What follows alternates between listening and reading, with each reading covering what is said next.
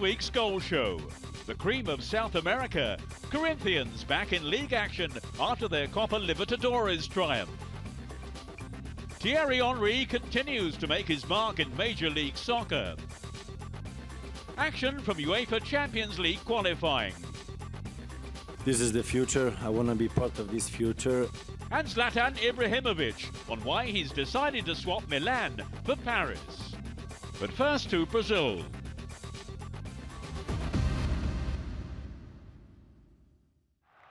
Earlier this month, Corinthians beat Boca Juniors to win South America's biggest prize for the first time in their history. 7 months on from the death of their greatest player, Socrates, the Sao Paulo Giants claim the Copa Libertadores in their centenary year, no longer to bear the nickname 100-year-old virgins.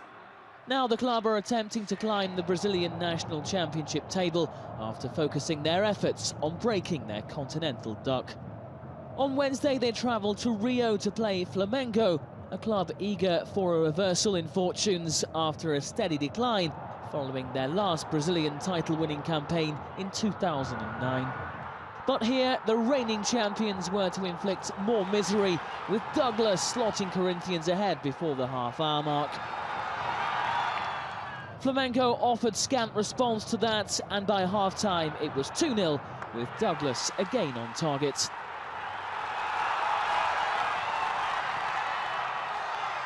Corinthians had won just 2 of their opening 9 national championship games in 2012 prior to this, but Danilo's thumping efforts after half-time ensured a comfortable night for Tita's team. A dubious penalty decision gave Corinthians a chance to further anger the home support, who had displayed their anger at their team's form all evening.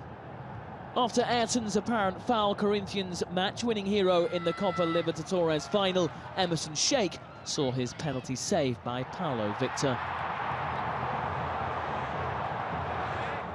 For beleaguered Flamengo and their head coach, Joel Santana, though, the damage had long since been done. Elsewhere in midweek, Fluminense were looking to keep pace with the top 2 teams as they hosted Bahia. After an uneventful first half, the game sparked into life 4 minutes after the break. The hosts were awarded a penalty when former Barcelona star Deco was brought to the floor by Bahia goalkeeper Marcelo Lomba. Fred stepped up and confidently put his side into the lead. Fluminense's advantage was doubled in the 66th minute as Fred turned provider with a pinpoint cross for Thiago Neves.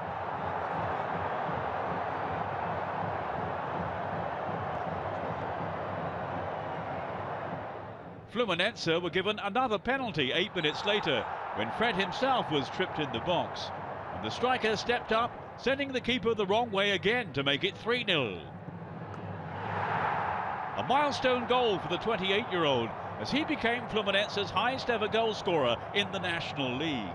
His 43rd goal in the division since his 2009 move from Lyon. Wallace's excellent strike 2 minutes from time sealed an emphatic win for the home side.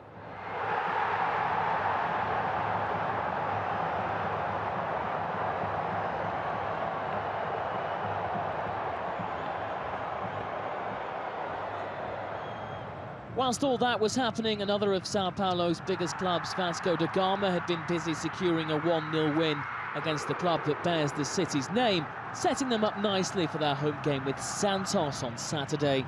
Campeonato Brasileiro runners-up in 2011, Vasco are set on winning the national title for the first time in 12 years.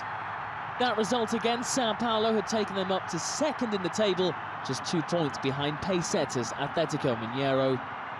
And they led here when defender Douglas capitalised on a badly defended corner, only his second goal in 2 years for Vasco. Without several of their top stars, including Neymar because of the Olympics, Santos fielded a weakened lineup. Vasco's bid for honours is being led by former Lyon star Juninho, and it was his corner that set up Alexandro to head in the home side's second goal after half-time, his 7th strike of the season. There was to be no response from Santos, the 2011 Copa Libertadores winners. With 11 games played, Vasco da Gama are 2 points behind early pace setters Atletico Mineiro, whose last national title came back in 1971. A 4-1 win at Sport Recife kept Atletico top of the pile, while Flamengo, Corinthians and Santos remain lower down the division.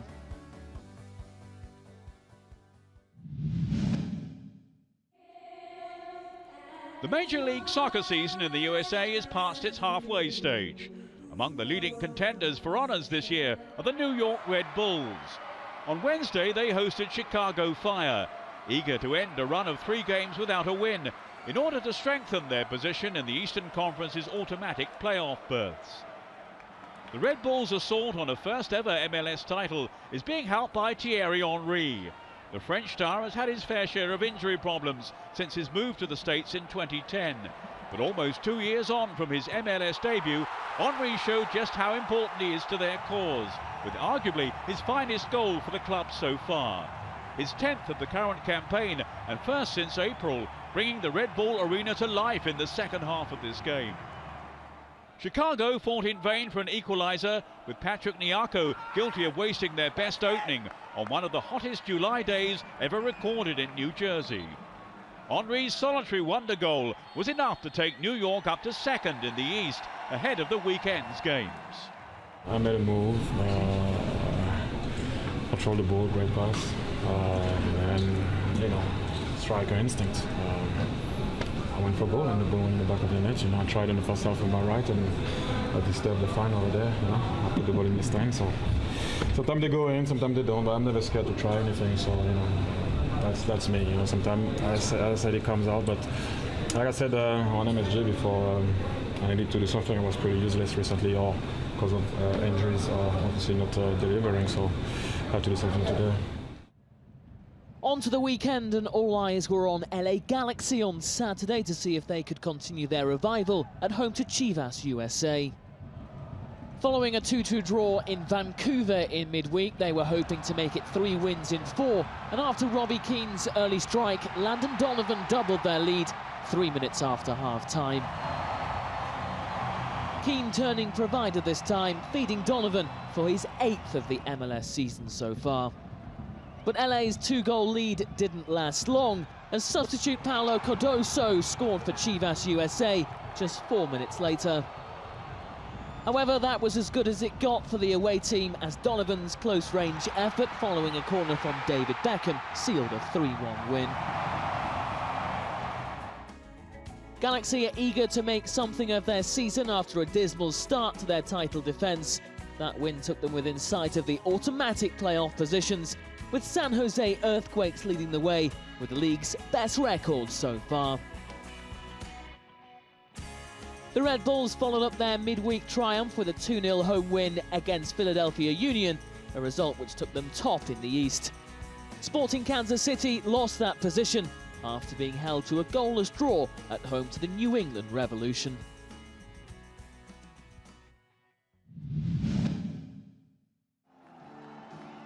To China now, where Guangzhou Evergrande are chasing a second successive Super League title, led by Marcello Lippi. Away to Hainan Jianya on Saturday, they took an early lead through Zhao Juri. Opening goal for Guangzhou Evergrande. But bottom of the table, Hainan hit back, and Zhu Yang made it 1-1. Intercepted. Can they get something out of this? Yes, they can! Oh, what a finish! That's superb work! It stayed level until midway through the second half, when marquee signing Lucas Barrios put Guangzhou back in front. His first league goal, coming just 3 minutes after his introduction as a sub, was enough to seal another win for the league leaders. Top versus bottom, no surprises. On Sunday, Didier Drogba made his debut for Shanghai Shenhua in his side's game at Guangzhou R&F. Brazilian defender Mwaziz scored this own goal as Shanghai fell behind in the first half. And that has got to be dismal, it's an own goal. But Drogba's appearance as a substitute saw him make an immediate impact. He came close with a long-range free kick. What a shot! Before setting up an equaliser for Cao Yung-ding. Drogba reunited with his former Chelsea teammate Nicolas Anelka, with both hoping to revive Shenhua's fortunes. Good chance, and that's the Guangzhou's closest challengers at the top are Jiangsu Sainty. 30-year-old Romanian striker Cristian Danalac is leading their charge. His 14th goal of the season put them 1-0 up against Tianjin Teda. Lou Boffet's own goal briefly had the away team level. But he comes back in Tianjin now on the attack. It's well, it's an own goal. There was an attempted cross there, but he got the boot off Lou Boffet. But Ji Qiang quickly restored Jiangsu's lead. It's a shot going to the handball. Another shot here, and it is the second goal for Jiangsu Sainty. Serbian Vladimir Jovancic made it 2-2 though, as Tianjin put up a stubborn resistance. But the Nianjin-based title chasers led for a third time before the break, and the goal was to prove decisive. Danalac, the Chinese Super League's leading goalscorer, again on target. Guangzhou Evergrande hold a 4-point lead over Jiangsu at the top with 12 games left to play. Shanghai Shenhua are down in 13th after winning just 4 of their 18 games so far. Guangzhou Evergrande welcome Shanghai Shenhua in their next league game. Coming up in part 2 of this week's Goal Show, UEFA Champions League highlights from Eastern Europe. And some of Europe's familiar names gear up for the new season in Poland.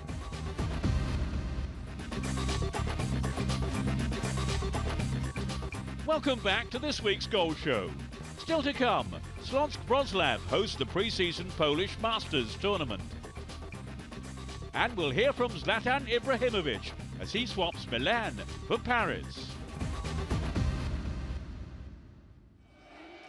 Just 2 months on from Chelsea's triumph over Bayern Munich in the UEFA Champions League final, the qualification process for the new campaign is well underway. Sides from Europe's less prestigious leagues bidding for a place in the world's most prestigious club competition. Among the many hopefuls this time around are Ludogorets Razgrad, who up until 2010 were an amateur club playing in the lower divisions of Bulgarian football. At their modest 8,000 capacity stadium on Wednesday, they hosted Croatian champions Dinamo Zagreb as they embarked on European football for the very first time. Hoping to cause an upset in this, the first leg of their second qualifying round tie, Ludogorets, who won a League and Cup double last season in their first ever top-flight campaign in Bulgaria, began well. They took the lead when Brazilian Marcelinho headed in. Ludogorets thought they'd sealed an unexpected win in stoppage time, but Zagreb defender Ante Rukavina prevented Mikhail Alexandrov from scoring. That provided the catalyst for Dinamo to break the hearts of the home crowd in northeastern Bulgaria. Ludogorets' inability to defend a high ball, punished by Rukavina's scrambled header. An away goal that ensures Dinamo will go into the second leg on Tuesday as firm favourites to reach the third and penultimate round of the qualification process. Slovenian champions Maribor are hoping to make it to the group stages for the first time in 12 years. Their obstacle in the second round, Željeznica, the champions of Bosnia-Herzegovina from Sarajevo. UEFA Cup semi-finalists back in 1985, Željeznica have never reached the Champions League group stages, but their hopes of making it to round 3 of qualifying received an early boost when Eldin Adilovic put them ahead. But that away goal only served to spark Maribor into life after a half-time pep talk from their head coach Darko Milanic. Robert Beric levelled the contest within moments of the restart. Anja Drenko-Bocevic's foul on Marcos Tavares saw Maribor awarded a penalty.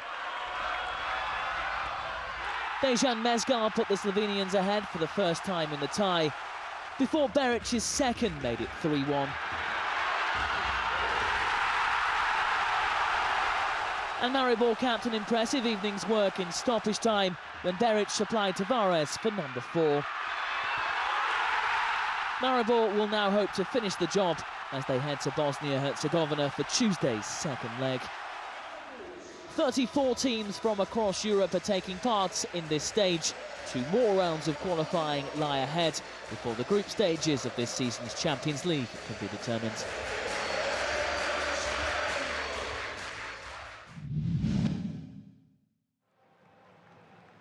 To Poland now, where the city of Wrocław hosted some of European club football's biggest names in the aftermath of Euro 2012. The municipal stadium was one of the key venues in the championships. At the weekend, it provided the venue for the friendly tournament between PSV Eindhoven, Athletic Bilbao, Benfica of Portugal and home club Śląsk Wrocław.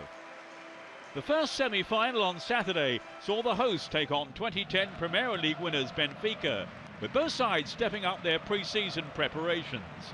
And it was the Portuguese team who took the lead after just 11 minutes. Oscar Cardozo with the goal after some fine footwork from Axel Witsel. The 23-year-old Belgian with some excellent skill, leaving Cardozo with the easiest of finishes.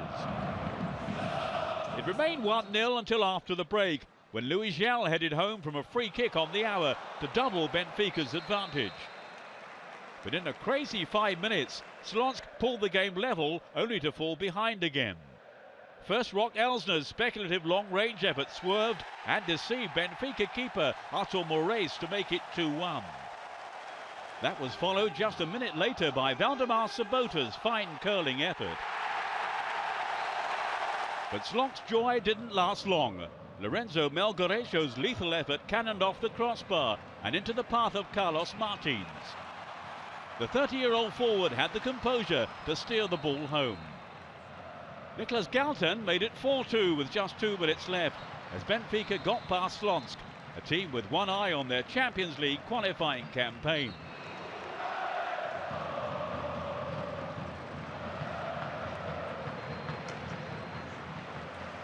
In the second semi-final, Dick Advocat's new club PSV Eindhoven took on last season's Europa League runners-up Athletic Bilbao.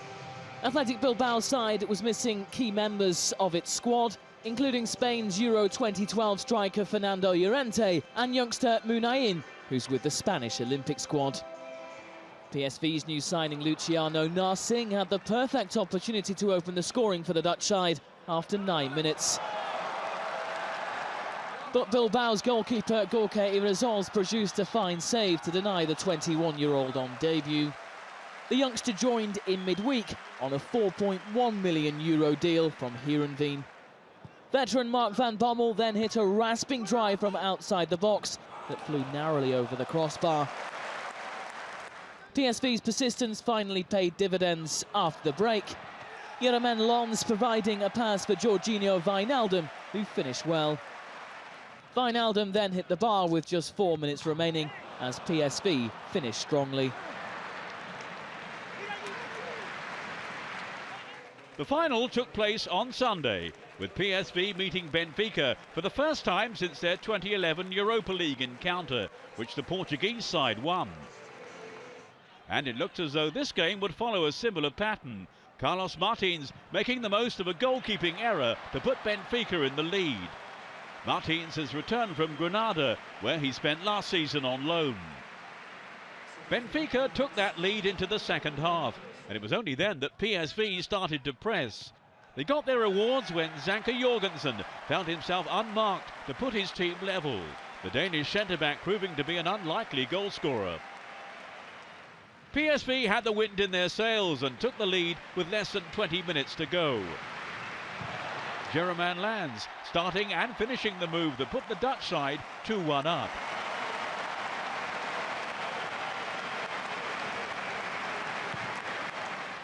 Benfica were then reduced to 10 men when Maxi Pereira handled and received a second yellow card.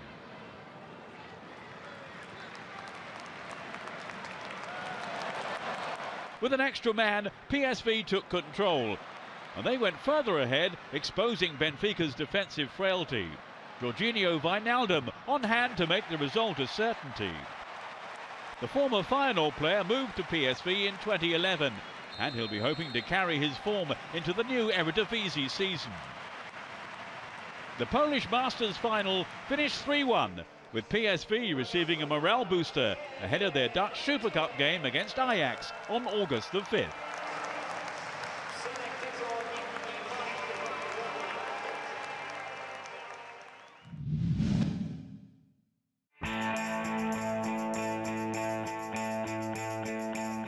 Zlatan Ibrahimović will link up with his Paris Saint-Germain teammates this week following his high-profile transfer from Milan.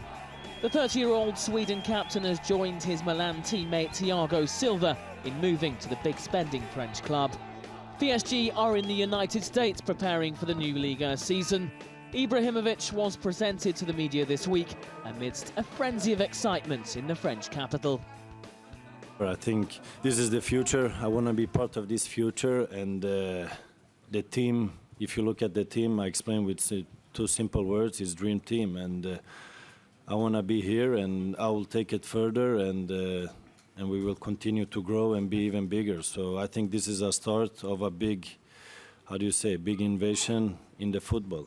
Not only in French, but pretty sure in Europe and even in the world. Meanwhile, the future of Robin van Persie could be set to be sorted out after Manchester United confirmed they'd made a bid for the unsettled Dutchman. Van Persie isn't extending his contract with Arsenal, with the London club insisting they want him to see out the remaining year on his contract. But Italian champions Juventus, Manchester City, as well as United, are all believed to have made offers to sign him, testing Arsenal's resolve. Former England boss Fabio Capello is starting work as the new head coach of Russia.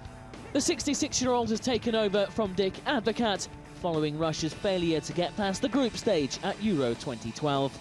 Capello has signed a 2-year deal and is tasked with taking Russia to the 2014 World Cup in Brazil. Diego Maradona has claimed he only learned of his dismissal from Al Wasl via Twitter. The 51-year-old Argentine legend was shown the door by the Dubai club earlier this month after an underwhelming first season in charge. He claims he wasn't given official notice, although the club claim otherwise. And one of football's most iconic names is set for a return to action. Not Pelé, but his former club, the New York Cosmos. Following a 28-year absence, a new club bearing the name will join the second-tier NASL division next year. Pelé and former France international Eric Cantona have both been involved in bringing the club back to life, with hopes that they'll one day become a top-level club again.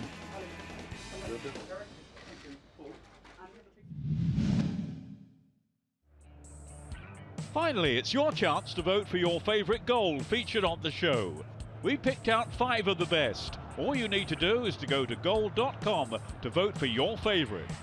First up this week, Danilo's thumping effort for Corinthians against Flamengo in Brazil. Goal 2 is also from Brazil. Wallace for Fluminense against Bahia, the defender's first career goal.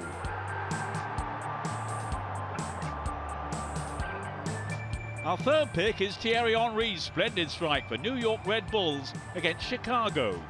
His first goal since April, worth the wait. Goal 4 is scored by Cao Yun-ding, owing much to Didier Drogba's first contribution to Shanghai Shenhua in China.